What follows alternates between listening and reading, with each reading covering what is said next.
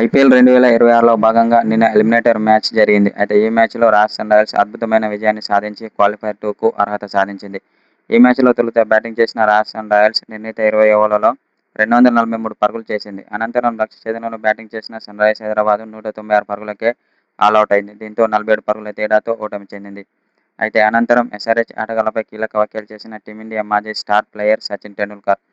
నిన్న ఎస్ఆర్హెచ్ ఓడిపోవడానికి ముఖ్య కారణం ఎస్ఆర్హెచ్ బ్యాటింగ్ వైఫల్యమని అన్నాడు. Abhishek Sharma, Klaasen, Travis head, Ishan Kishan ఈ నలుగురు ఎవరూ రాణించలేకపోయారు. ఈ నలుగురిలో ఏ ఒక్కరు రాణించినా ఫలితం వేరేలా ఉండేదని సచిన్ టెండూల్కర్ అన్నాడు. ఎందుకంటే సన్రైజర్స్ హైదరాబాద్ బ్యాటింగ్ గురించి చెప్పాల్సిన అవసరం లేదు.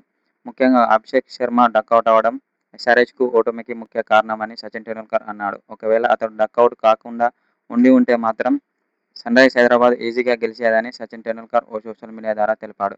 అలాగే బౌలింగ్ కూడా చాలా విఫలమైందని అన్నాడు. అయితే రాజస్థాన్ రాయల్స్ను 200 పరుగులకు ఆలౌట్ చేసి ఉంటే మాత్రం ఫలితం వేరేలా ఉండేదని సచిన్ టెండూల్కర్ అన్నాడు.